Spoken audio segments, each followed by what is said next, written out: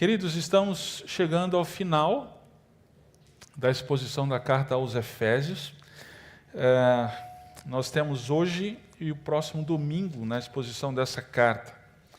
E hoje nós vamos falar sobre oração. Vamos conversar aqui um pouquinho sobre oração.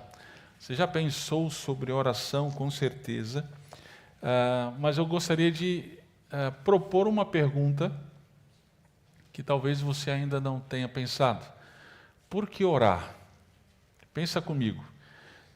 Uma vez que Deus é soberano, Ele é todo-poderoso, Ele pode todas as coisas, e Ele também é ciente, é conhecedor, Ele é todo sabedoria, sabe todas as coisas. Então por que nós oramos? Se Ele sabe daquilo que até mesmo nós não sabemos, se Ele sabe das nossas intenções, se Ele sabe dos nossos pensamentos, até mesmo antes que as palavras saiam da nossa boca, Ele sabe. Então, por que orar? Por que orar? Eu acredito que o texto de hoje responde a essa pergunta. Vamos lá. Capítulo 6 de Efésios, verso de 18 ao 20. Efésios 18, ou melhor, 6, 18 a 20. Diz assim: com toda oração e súplica, orando em todo tempo no Espírito, e para isso mesmo, vigiando com toda perseverança e súplica por todos os santos. E também por mim, para que a palavra me seja dada quando eu abrir a boca, para que possa com ousadia tornar conhecido o mistério do Evangelho, pelo qual sou embaixador na prisão, para que nele eu tenha coragem para falar como devo. Amém. Vamos orar. Pai eterno, te damos graças, Senhor, porque o Senhor é bom, porque temos experimentado da tua bondade, e isso por meio de Jesus Cristo, nosso Senhor. Obrigado pela família PIB. Obrigado porque o Senhor nos fez a tua igreja, através do teu sacrifício. E obrigado porque temos experimentado aqui da tua graça, da tua misericórdia e da tua bondade para conosco e através de nós. Obrigado porque a tua palavra, sendo exposta com fidelidade na nossa igreja, é mais uma expressão da tua bondade para conosco. E agora nós rogamos que o Senhor abra, mais uma vez, a nossa mente. Abra, Senhor, o nosso coração, para que possamos não somente escutar, mas acolher a tua palavra, e que ela frutifique, que ela dê muitos frutos em nós e através de nós, e Cristo seja glorificado. No nome do Senhor nós oramos. Amém. Queridos, nós vimos no domingo passado, nesse texto de Efésios capítulo 6, a partir do verso 10, que Paulo fala da guerra espiritual. Nós estamos em guerra. Nós, filhos da luz, estamos em guerra. Nós estamos enfrentando uma batalha espiritual.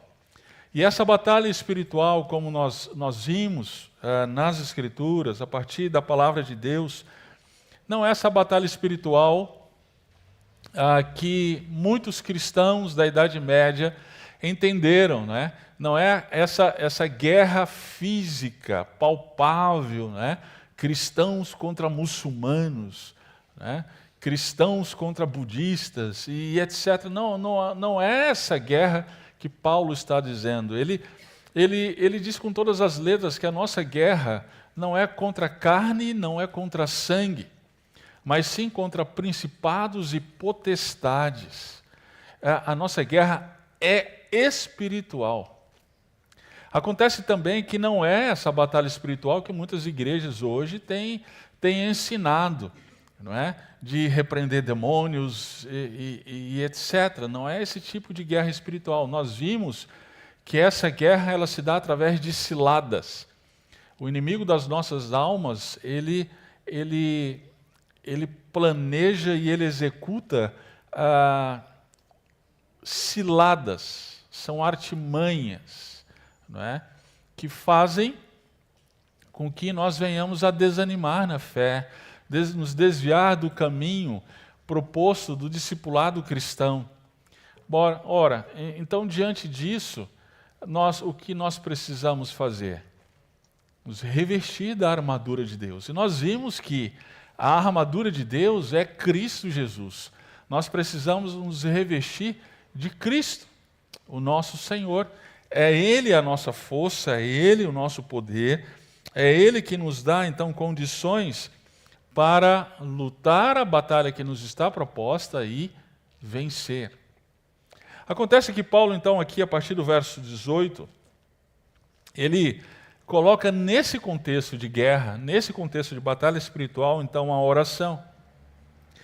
Por que será que Paulo fala de oração nesse contexto de batalha espiritual? Por que será? Bem, vamos voltar lá para o verso 10.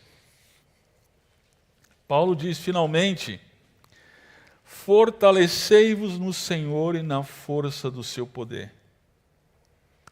Então, Paulo ele diz aqui, para lutarmos esta guerra espiritual, não com as nossas forças. E às vezes nós fazemos isso, nós temos o tempo inteiro a tentação de lutar esta guerra com as nossas forças.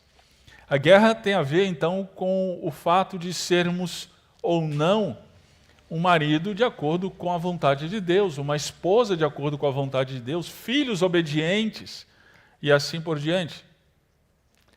A tentação é que, então, venhamos a lutar com as nossas forças. E aí, nós nos esforçamos para ser um marido melhor. Nos esforçamos para ser uma esposa melhor. Para sermos filhos melhores. Só que quando a gente faz isso, a gente está lutando com a nossa própria força. Não é? Esse marido já deve ter, com certeza, passado pela situação de que você pisou na bola com sua esposa e aí você conversou com ela e ela disse isso para você, ela disse, olha, aquilo lá que você falou para mim me machucou muito, me magoou muito, fiquei muito triste. E aí você concordou com ela, você chegou a essa conclusão que realmente você não deveria ter feito isso. E aí então você faz aquela promessa. Lembra qual é a promessa? Meu bem, pode deixar, eu nunca mais vou fazer isso. Eu nunca mais vou agir dessa forma. Você está fazendo a promessa baseada em quê? Na sua própria força. Ok, joia. O que acontece então? Semana que vem você está tendo a mesma conversa. E na seguinte, daqui a pouco a sua esposa já vai dizer, nem vem com promessas, hein? É porque nós lutamos com as nossas próprias forças. E o que Paulo está dizendo aqui é, não, lute com as forças de Cristo. É o poder de Cristo que nos faz vencedores. Agora, como, então, nos apropriar desse poder? Como na prática, então, exercitar esse poder? Através da oração. É na oração, então, que nós dizemos para Deus, Senhor, eu não posso, eu não consigo, eu não tenho forças. Me dá da tua força. Me dá do teu poder para vencer este pecado. Me dá do teu poder para ser o que o Senhor quer que eu seja. Me dá da tua capacidade para realizar o que o Senhor quer que eu realize como marido, como esposa, como filho, como empregado, como patrão. Então é por isso então que Paulo ele se propõe a falar então desse assunto tão importante da oração. E o que ele vai dizer aqui em poucas palavras é, meu caro filho da luz, lute em oração. Lute em oração. Lute em oração e súplica. Veja o verso 18, ele coloca aqui duas palavras que são tão parecidas no seu significado que poderiam até ser sinônimas, mas elas têm uma certa nuance aqui. Oração e súplica. A oração é um conceito mais abrangente. Ela envolve confissão de pecado, ela envolve profissão de fé, ela envolve adoração, ação de graças. É interessante, né? Porque quando a gente fala de oração, a gente pensa logo em pedidos. Senhor, abençoa meu pai, minha mãe. Eu já mencionei aqui, né? Aquela oração tipo Xuxa. Lembra da Xuxa? O pessoal aí da década de 80, né?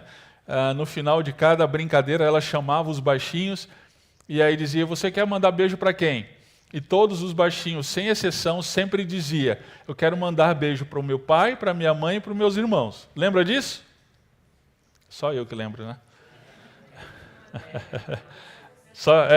É da minha geração, tá bom, tá certo. Às vezes a nossa oração está circunscrita a isso também. Senhor, abençoa meu pai, minha mãe e meus irmãos. Abençoa a situação da enfermidade, abençoa isso e aquilo, mas está sempre circunscrita àquilo lá. A oração ela é muito mais abrangente, ela envolve ação de graças, ela envolve expressão de gratidão, ela envolve confissão de pecado. Envolve confissão de pecado. Não é?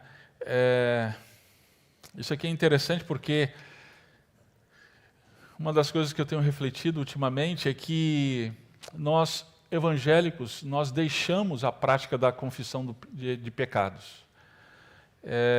E nós consideramos isso uma prática católica, não é? Onde o católico ele tem esse hábito, né? A partir do entendimento de que o cristão ele precisa confessar o seu pecado. Então ele tem lá o confessionário, o padre e tal, e aí o cristão vai até lá o confessionário e faz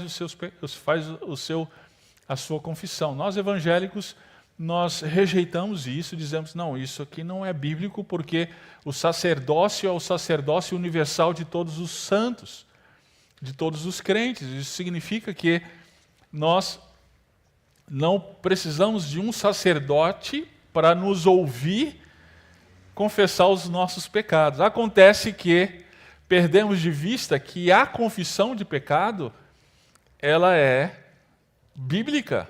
Nós precisamos sim confessar nossos pecados uns aos outros. Não é necessariamente ao sacerdote, mas sim, precisamos confessar os nossos pecados uns aos outros, inclusive para Deus, principalmente para Deus.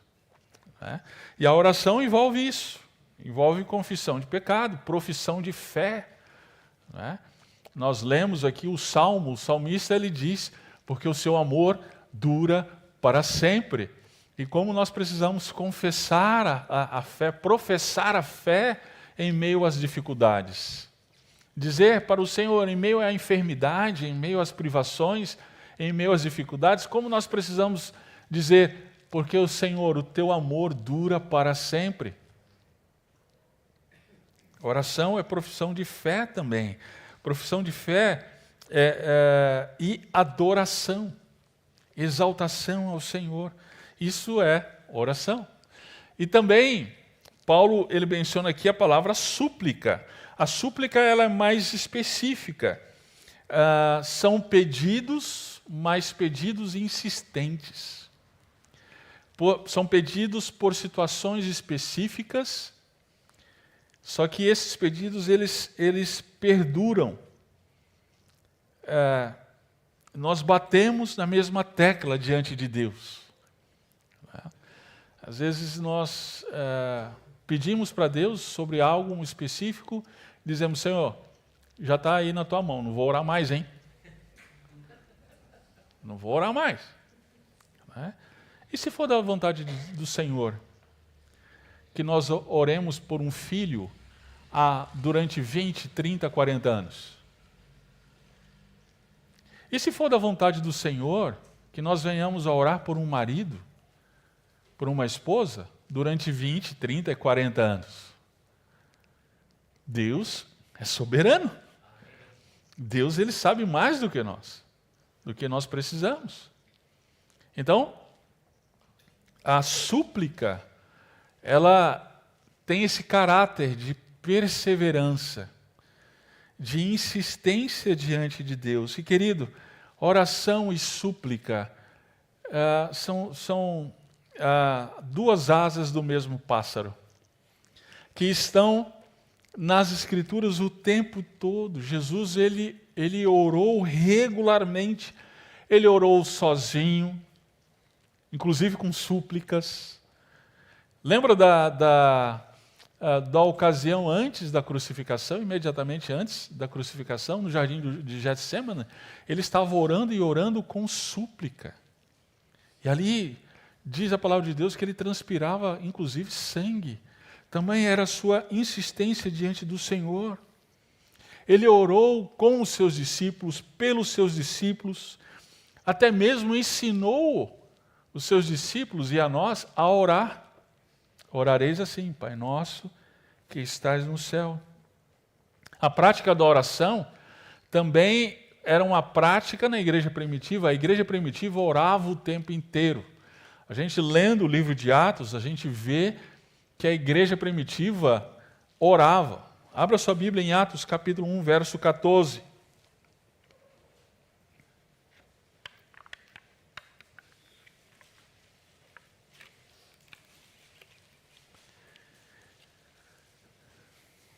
Jesus orientou seus discípulos, antes da sua ascensão, orientou seus discípulos a permanecer em Jerusalém até que o Espírito Santo descesse. E eles aguardaram a promessa em oração. Capítulo 1, Atos 1, 14 diz: e unidos todos se dedicavam à oração, juntamente com as mulheres, com Maria, mãe de Jesus, e com os irmãos dele. Agora olha o capítulo 2, verso 42. E eles perseveravam no ensino dos apóstolos, na comunhão, no partir do pão e nas orações. Perseverança. Não é, eu vim na igreja, orei uma vez e nunca mais. Não, eles perseveravam na oração. No capítulo 6, verso 4. Essa é a declaração de propósito, de filosofia de ministério dos apóstolos. Atos 6, 4. Mas nós nos devotaremos à oração e ao ensino da palavra.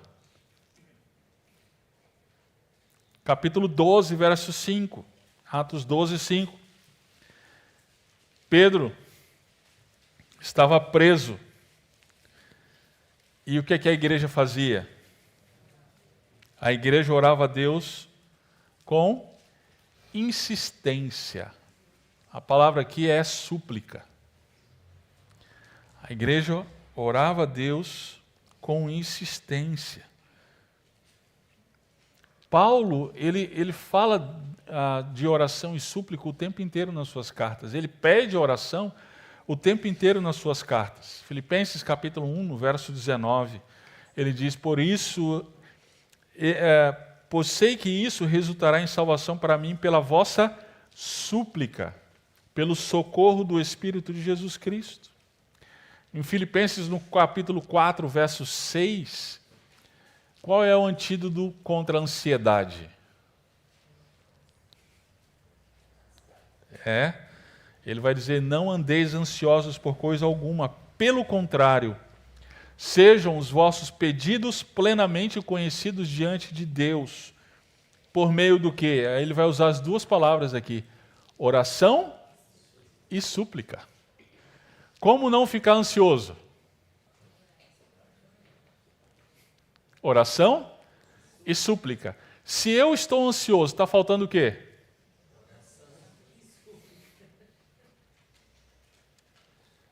Ou isso aqui está errado. ou isso aqui não é suficiente para mim.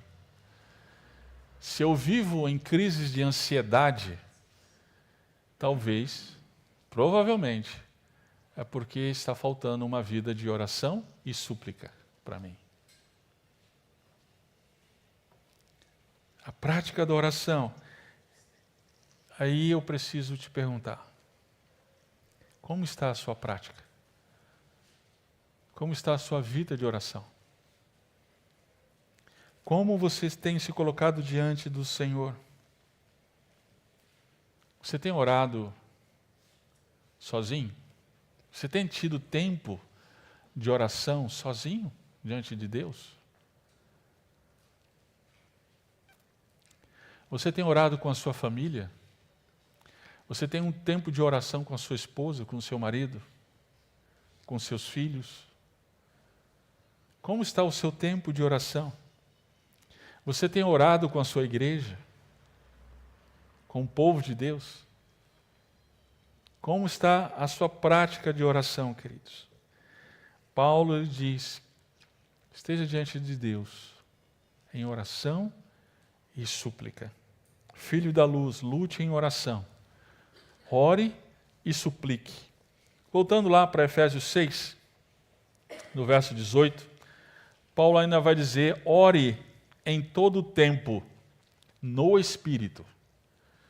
Ele diz para orarmos e suplicarmos, e depois ele vai dizer para orarmos em todo o tempo. O que é orar em todo o tempo, gente? O que Paulo quer dizer aqui? Não é? Quer dizer, então, que a gente não vai trabalhar mais? Não vai fazer nada além mais de oração? Não, não é isso.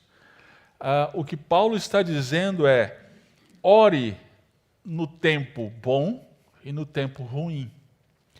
Ore em circunstâncias difíceis, ore em circunstâncias boas. A nossa tendência, queridos, é orar quando o negócio está pegando, né? Quando a coisa está ruim, aí a gente vira o cara mais crente do mundo, né? Aí a gente começa a vir nas reuniões de oração, né? Vem na casa do pastor para orar. Pastor, eu vim para orar. A gente já sabe, o pastor já sabe, né? Está passando dificuldade, né? Essa é a nossa tendência, essa é a minha tendência e com certeza é a sua tendência também, né? Orarmos muito, mas quando a coisa aperta. Mas quando a coisa está boa, quando a gente está com a conta bancária, com a gordurinha, né? Quando a gente está bem de saúde, quando... Sabe aquele tempo assim que parece que está dando tudo certo? O sujeito até some da igreja. Nossa, mas cadê aquele irmão que estava indo tão bem, tão fervoroso? Não, é que está tudo bem agora. Está tudo bem. Está tudo jóia na vida dele. O que Paulo está dizendo aqui, não, ore em todo o tempo. Até porque você não sabe quando Paulo mencionou aqui o dia mau.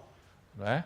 No texto anterior, você não sabe quando vem o dia mau vem repentinamente. Né? Lembra da pandemia? Nós oramos aqui pelo Márcio e pela Priscila. Lembra da pandemia do Covid? Como que chegou, gente? Como foi que chegou? Teve planejamento? Gente, daqui a 3 anos se preparem, vai vir uma pandemia de Covid. Foi assim? Olha, o Covid-19 é um vírus que vem repentinamente e vai matar muita gente. Então, daqui a 3 anos, prepare aí na sua agenda, vai acontecer. Foi assim? Não. Eu lembro, fevereiro, março de 2020, eu estava lá em Atibaia, a gente estava no Congresso Internacional, tinha lá 150 pastores de 70 países diferentes e, de repente, o pessoal começou a antecipar as passagens para voltar logo para casa, porque tinha uma pandemia que ninguém sabia do que se tratava exatamente e estava morrendo muita gente. Assim, o dia mau chega nas nossas vidas dessa forma. E, meu caro, você precisa estar preparado para esse dia mau. E a preparação se dá através da oração, através do relacionamento com Deus, através de um cultivo de relacionamento com Deus. Então, ore em todo tempo. Tempos bons, tempos ruins. Ore em todo tempo. E ore no Espírito. Aqui a gente precisa esclarecer bem o que é isso. O que é orar no Espírito? Nossos irmãos pentecostais, eles têm interpretado erroneamente essa determinação de Paulo. Eles vão dizer o seguinte: orar no Espírito é falar em línguas, é ter visões, é ter profecias, não é? É você estar andando na rua e de repente você ouve uma voz dizendo: Nelson, vire à direita. E aí você pode confundir, né? Você está achando que é o Espírito Santo e na verdade é o Waze, não é? Então, calma, não é isso. Pastor, mas isso não tem na Bíblia? Tem. Em Atos isso aconteceu, mas em Atos é uma narrativa. Não quer dizer que isso vai acontecer sempre na vida dos crentes. Lá no Antigo Testamento, o Mar Vermelho abriu. Ele abre toda semana? Por quê? Porque naquele momento da história, Deus quis que ele abrisse por um propósito específico. Isso não significa que seja uma regra para nós agora. O que aconteceu em Atos, nós vamos começar o estudo de Atos, não significa que seja uma regra para nós hoje. Ali foi um momento específico na história que Deus realizou para que nós viéssemos a aprender com o acontecimento histórico. Ok? Então, aconteceu em Atos, sim, mas não significa que vai acontecer hoje. Orar no Espírito, que Paulo aqui está dizendo, não significa isso, então. Significa o que, então, pastor? A gente precisa aprender a ler a Bíblia de maneira correta. E nós lemos a Bíblia de maneira correta quando nós observamos o contexto literário das Escrituras. Retroceda um versículo só na sua Bíblia. No verso 17, Paulo diz: tomai também o capacete da salvação e a espada do Espírito. O que é a espada do Espírito, gente? Ele diz aí, é a palavra de Deus. Ora, no verso seguinte, ele diz: orai no Espírito. Então, o que significa orar no Espírito? É orar de acordo com a vontade de Deus, que é revelada nas Escrituras. Isso é orar no Espírito.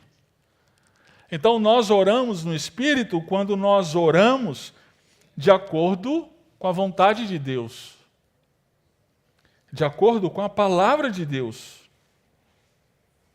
John Bunyan, ele tem um livro, a gente conhece, Peregrino, muito famoso, mas ele escreveu um outro livro, poucas pessoas sabem. Aliás, ele escreveu outros livros, mas tem um que se chama Tratado sobre a Oração. Recomendo a leitura desse livro.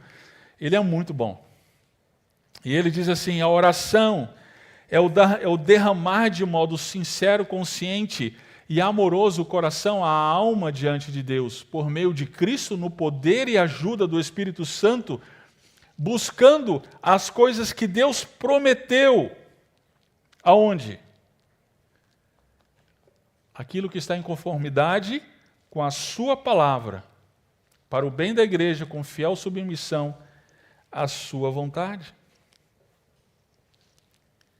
Essa é a oração no Espírito. A oração de acordo com a vontade de Deus, de acordo com a palavra de Deus. Diante disso, você já parou para pensar que eu e você podemos estar orando errado? A verdade é, venhamos e convenhamos, normalmente a gente não ora. E quando ora, ora errado. Difícil, né? Por que eu estou dizendo que nós podemos orar errado? Porque a gente pode pedir coisas que a palavra de Deus não está de acordo. Podemos pedir coisas que a palavra de Deus não permite. Eu acho que eu já contei aqui, uma certa vez, eu estava pregando em uma outra igreja, e uma senhora me procurou no final do culto, disse: pastor, eu gostaria que você orasse por mim. E aí, eu sentei assim no banco, e conversei com ela, falei: irmã, como é que eu posso te ajudar?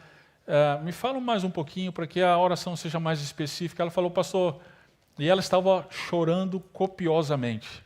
Fiquei preocupado. Mas ela não quis abrir. Não quis dizer o motivo. Eu disse: Senhor, atende a oração dessa mulher. Lembrei de Ana orando lá no templo, né? Senhor, atende a oração dessa mulher. E fomos embora e tal. Durante a semana, uma pessoa da igreja conhecia aquela mulher, me procurou. O pastor, aquela senhora lá pediu oração, estava chorando lá junto com o irmão. Ela te falou por quê da situação? Eu falei: não, ela só pediu oração. Mas você sabe, você conhece a senhora? Não, conheço sim.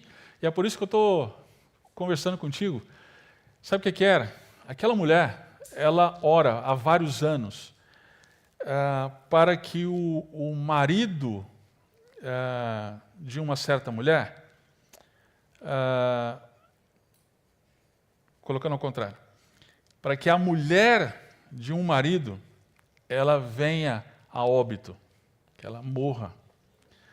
Porque aquela mulher, ela se relaciona com o marido dela, com o marido daquela outra mulher há já alguns anos. Então ela ora em várias igrejas pedindo para que o homem morra, ou a mulher morra, para poder ficar com o homem da mulher. Esse é o pedido de oração. E eu orei, falei: Senhor, atende a oração dessa mulher. Falei: Senhor, lembra da coração? Releva. Não atenda. Não atenda. Né?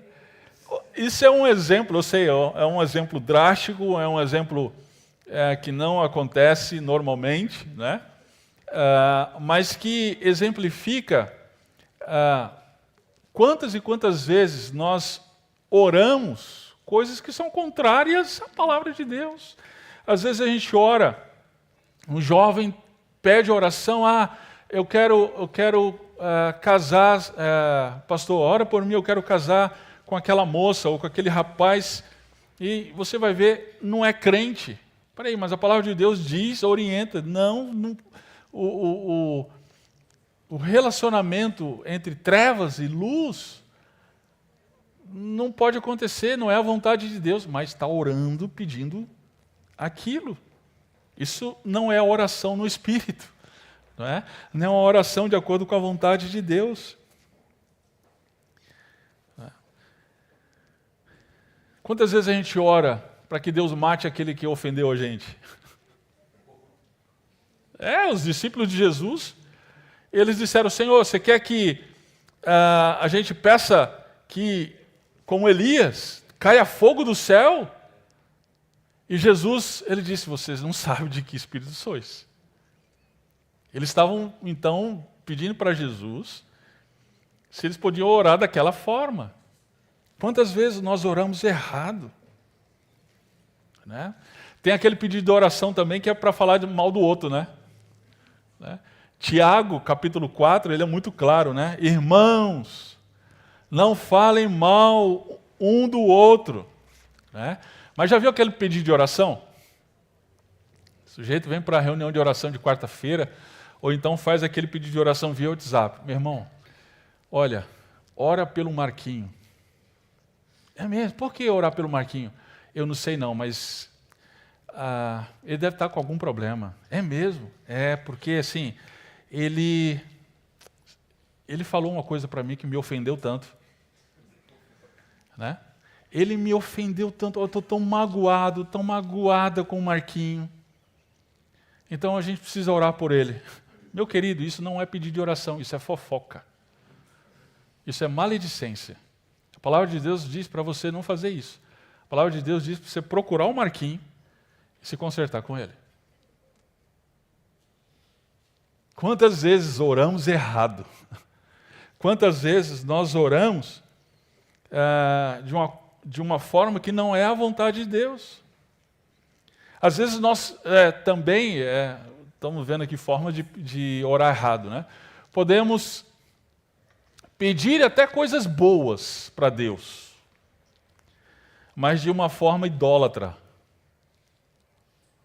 Tiago, ele diz isso. Tiago capítulo 4, verso 3. Olha o que Tiago diz. Tiago capítulo 4, verso 3.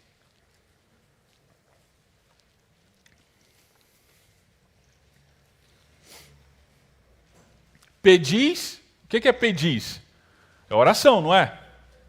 Então, a oração, o pessoal estava fazendo. O pessoal lá, os destinatários da carta de Tiago. Só que Tiago diz, vocês pedem, vocês oram e vocês não recebem. Por que eles não recebem? Porque pedis de modo errado. O que é pedir de modo errado? Só para gastardes em vossos prazeres. Ou seja, às vezes nós pedimos coisas que são até boas, mas pedimos para gastar de acordo com os nossos prazeres. Isso é idolatria. Por exemplo, lembra de Raquel, esposa de Jacó? Né? Ela queria ter filhos. É errado querer ter filhos? Claro que não. É uma coisa boa.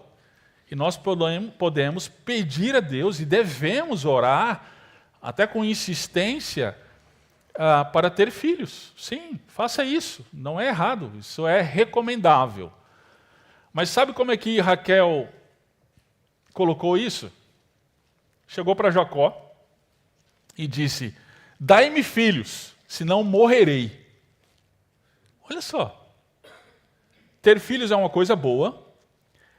Orar por ter filhos é uma coisa boa, recomendável. Mas quando você coloca nos termos de que se você só vai ser feliz se você tiver aquilo, isso é idolatria. Essa é uma oração errada. E nós fazemos isso o tempo inteiro, porque o nosso coração é idólatra. Senhor, me dá a casa própria, senão morrerei. Senhor, me dá aquele carro, senão eu morrerei. Senhor Deus, me dá a cura dessa enfermidade, senão morrerei. Senhor, faz isso ou faz aquilo, senão eu morrerei. Essa é uma oração errada. Como é que o Senhor nos ensinou no Pai Nosso? Pai Nosso, que estás no céu. Antes de mais nada, lembre-se, é o Senhor que está no céu e não a gente.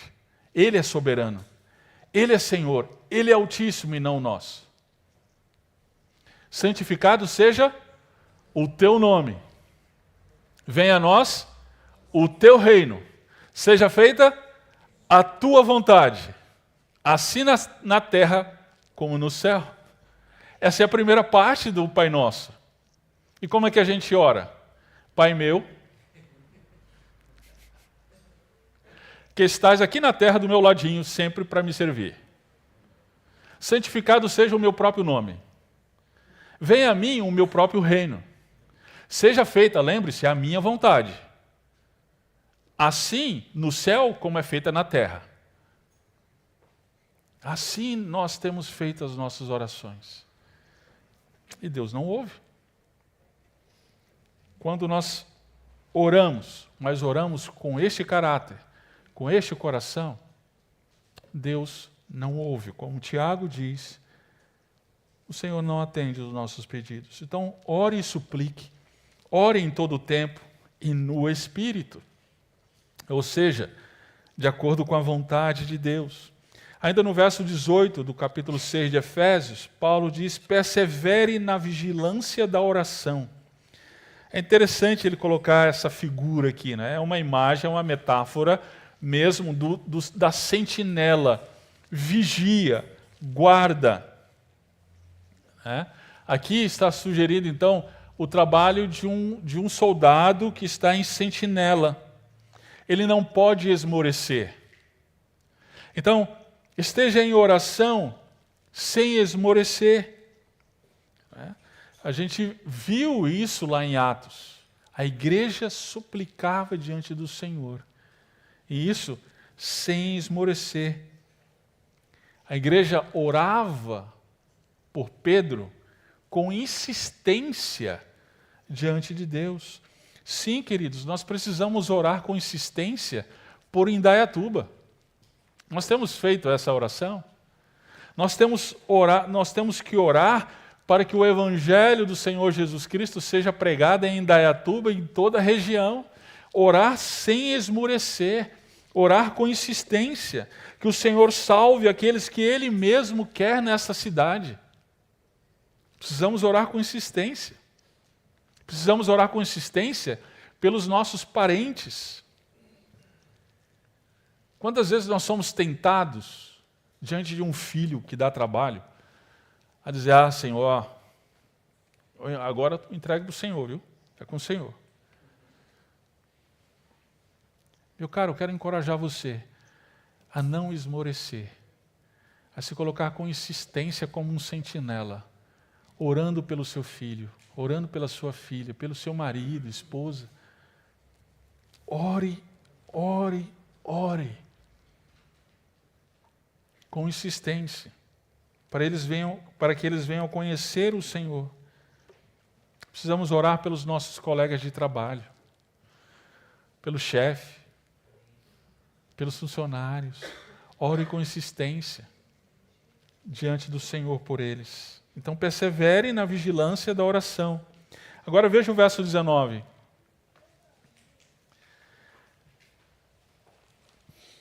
Ou melhor, no final do verso 18, ele diz: com toda perseverança e súplica, por quem? Por todos os santos. Quem são os santos? São os crentes no Senhor Jesus Cristo. Então, é nosso dever orar por todos. Interessante porque Paulo, ele ora pela igreja de Éfeso, em pelo menos 2 ocasiões na carta. Capítulo 1. Olha só. No verso 15.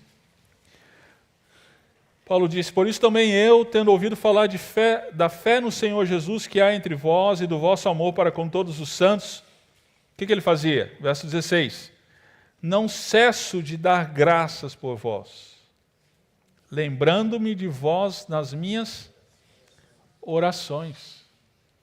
Então Paulo orava insistentemente diante do Senhor pelos efésios. Lá no capítulo 4, ou melhor, no 3, ele faz uma outra oração, no verso 14. Efésios 3, 14. Por essa razão dobro os meus joelhos perante o Pai, de quem toda a família nos céus e na terra recebe o nome. Para que? E aí ele começa a oração pelos efésios. Queridos, nós precisamos orar uns pelos outros. Orar pela igreja do Senhor. Orar pela família PIB. Orar pelo povo de Deus com insistência. Que o Senhor nos preserve em comunhão, que o Senhor nos preserve fiéis na palavra, no fervor por missões, sobretudo, nos preserve em amor por Cristo e uns pelos outros. Precisamos orar sempre por isso. Agora preste atenção no que eu vou dizer. Isso não é possível se não temos vida de igreja. Não é possível se não temos vida de igreja. Hoje existe uma tendência enorme de pessoas que não se envolvem com a igreja. São pessoas que se professam cristãs, professam evangélicas batistas e da primeira igreja batista em Indaiatuba, mas não se envolve com a igreja. Vem o culto de domingo de manhã ou no culto de domingo à noite, mas não se envolve. Chega, dá bom dia, boa noite e vai embora. Não se envolve com os problemas da igreja, com as alegrias da igreja. Não frequentam as reuniões de oração da igreja. Não frequentam os pequenos grupos da igreja. Não participam dos eventos. Aqui e acolá eu ouço reclamação de um ou outro dessas pessoas aqui da igreja, né? Ah, mas a igreja é fria, a igreja ela não, né, ela não se importa. É interessante, mas aí a gente faz um evento como o de ontem, né, em que temos o tempo apropriado, específico, para a gente gastar conversando um com o outro. Cadê essas pessoas? Não vão. Não se envolvem. Elas criam uma barreira entre si e a igreja. E depois que elas estão sofrendo, depois estão passando dificuldades, elas não recebem uma ligação, não recebem uma mensagem de WhatsApp, ninguém sequer pergunta, vem cá, senti sua falta, cadê você? Não, ninguém vai fazer isso. Por quê? Porque não tem vida de igreja, a gente não sabe o que está acontecendo com essa pessoa. A pessoa criou uma barreira tão grande que simplesmente a gente não consegue. A gente não tem relacionamento. São pessoas que o seu círculo de amizade não são irmãos da igreja, são pessoas de fora. Com essas pessoas, durante a semana, tem sim relacionamento. Vão na sua casa, vão lanchar, jantar fora, mas não com pessoas da igreja. Ora, se não tem essa vida de igreja, se não tem esse relacionamento, não tem oração. Não dá para orar uns pelos outros. Ontem nós estávamos lá na chácara e no momento do culto, a irmã Ana pediu oração pelo pai dela que infartou durante a semana. Nós paramos no finalzinho lá e oramos pelo pai dela que infartou. Isso não seria possível se ela não estivesse lá conosco. Não tem como. Vida de igreja nos leva à oração. Não é propósito de Deus que você se exclua da igreja. Não é propósito de Deus você vir e assistir o culto como você vai no teatro, como você vai no cinema, meu querido. Não é o propósito de Deus para a sua vida. Ah, mas eu estou procurando uma igreja para os meus filhos. Não existe isso. Procure igreja para você. Para você. Porque você sendo edificado, você vai edificar os seus filhos. Agora, os seus filhos na igreja e você com essa separação em relação à igreja, sabe o que vai acontecer? Na adolescência, seus filhos vão sair da igreja porque eles não vão ver a vida de igreja em você. Eles vão ver uma hipocrisia em você. E aí você vai terminar desanimando da igreja também. Até desse pouquinho que você tem. Então não é o propósito de Deus. Ore por todos os santos. Ore pela igreja. Ore pelo povo de Deus.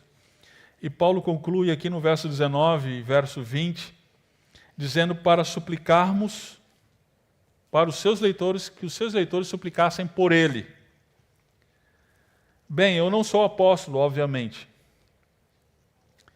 mas nós podemos aplicar isso aqui da seguinte forma: devemos suplicar pelos nossos líderes. suplicar pelos nossos líderes. Paulo ele pede oração para que, ao abrir da boca, ele pudesse, com ousadia, tornar conhecido o mistério do Evangelho, pelo qual ele era embaixador em prisão. Paulo, lembre-se, ele estava preso. Então, o que ele está orando, gente? Pelo que ele está pedindo oração? Isso aqui é incrível. Ele não está pedindo oração para que ele fosse liberto. Ele não estava pedindo oração para que tivesse mais conforto na prisão. Ó, gente, aqui está difícil. O Mateus, ele teve a oportunidade de ir lá em Roma e ele viu a prisão de Paulo, né? Ou pelo menos é o lugar que se diz que seja a prisão de Paulo, né? E é uma coisa terrível, né? É no subsolo, não tem janela, não tem luz, não tem iluminação, só tem um buraco que seria a latrina. Então, era de se esperar que Paulo então pedisse, olha, irmãos, orem por mim para que aqui pelo menos tenha uma condição melhor aqui, eles possam dar aí, sei lá, uma TVzinha, colocar aqui uma climatização, quem sabe o iFood de vez em quando, né? Né? Não, Paulo ele pede, irmãos, que o Senhor me dê ousadia, que o Senhor me dê coragem para testemunhar do Evangelho nessa situação. Querido, nós, líderes, nós precisamos da oração dos irmãos, eu preciso da oração dos irmãos, porque nós somos pressionados o tempo inteiro. Nós somos levados a situações, não no mundo ocidental, talvez ainda não, em relação à prisão, mas somos pressionados a várias coisas. E a nossa tentação é flexibilizar o testemunho. A nossa tentação é se calar. A nossa tentação é não pregar o que devemos pregar. Eu vou fazer um desabafo aqui para vocês agora. Vida de pastor não é fácil. Eu tenho aconselhado meu filho, cara, vai para outra coisa. Pastor, basta um sofredor na família, né? Aí ele falou, não, pai, então tá bom, então eu vou ser advogado. Eu falei, não, então volta para pastor, vai. Não, brincadeira.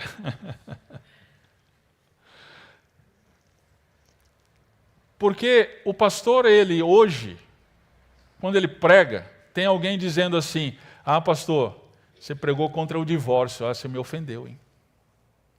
Aí você prega, olha, meu irmão, você precisa ter vida de igreja. Nossa, pastor, fiquei tão ofendido. Meu irmão, você está em pecado. A forma como você está educando seu filho está errado. Nossa, pastor, você me ofendeu. Queridos, nós precisamos crescer, amadurecer na vida cristã. Nós precisamos entender que a palavra de Deus é a palavra de Deus. Amém. Se eu prego aqui para os irmãos algo contrário às Escrituras, por favor, me confronte. Venha a mim e diga, pastor, o que você pregou não é a palavra de Deus. Eu vou abaixar minha cabeça e vou dizer, meu irmão, você está certo.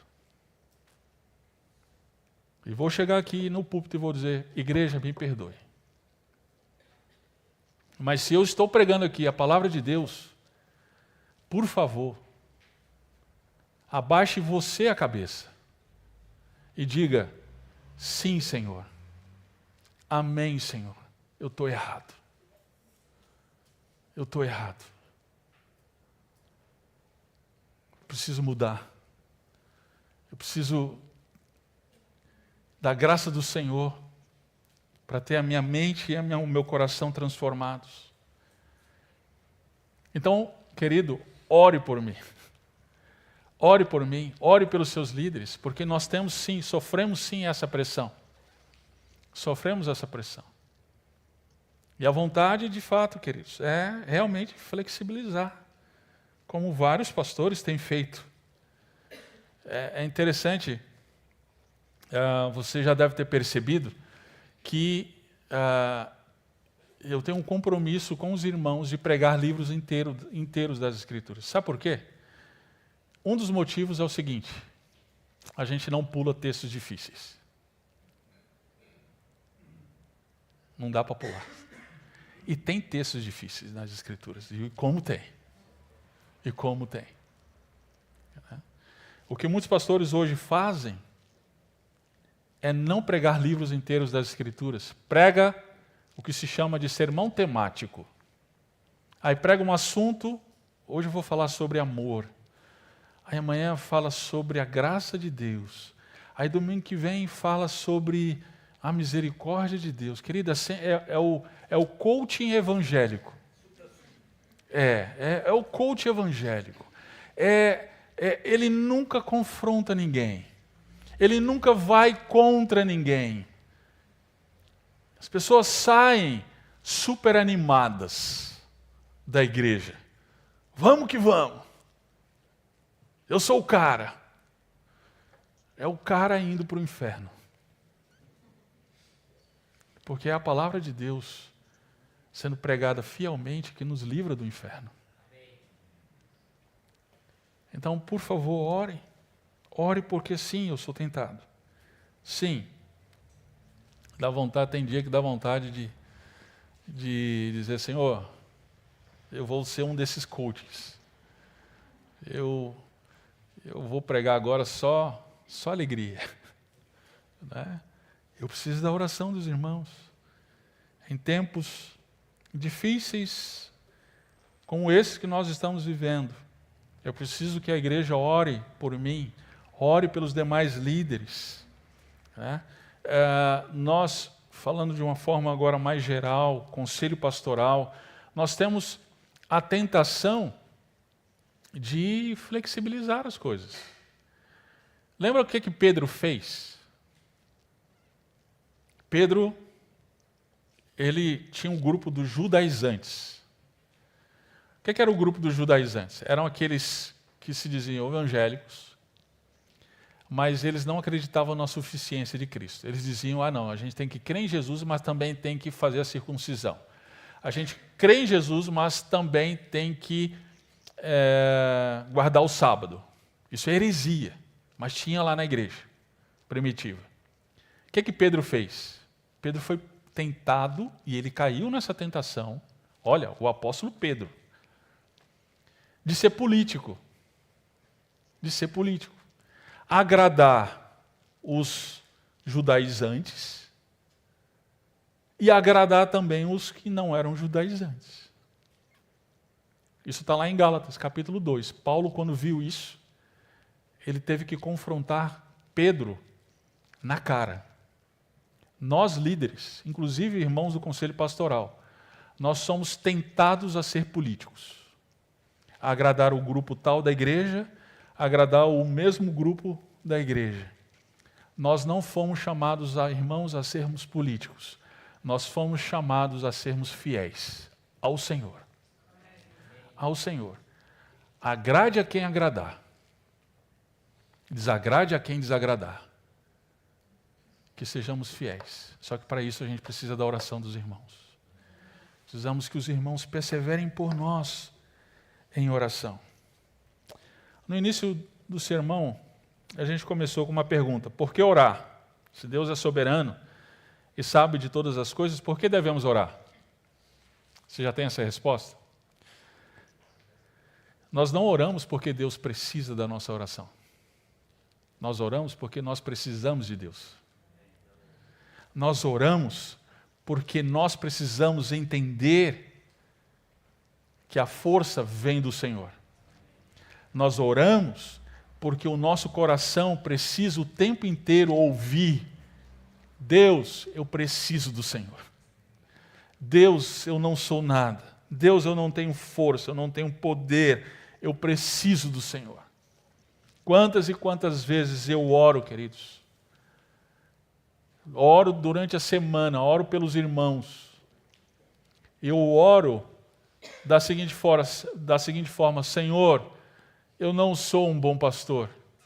Senhor, eu tenho falhas. Senhor, eu sou incompetente. Senhor, eu não consigo pastorear o rebanho que o Senhor colocou debaixo das minhas mãos. debaixo das minhas responsabilidades. Eu preciso do Senhor. Eu preciso da graça do Senhor. Eu preciso da força do Senhor. É por isso que nós oramos. Não porque Deus precisa, mas porque nós precisamos.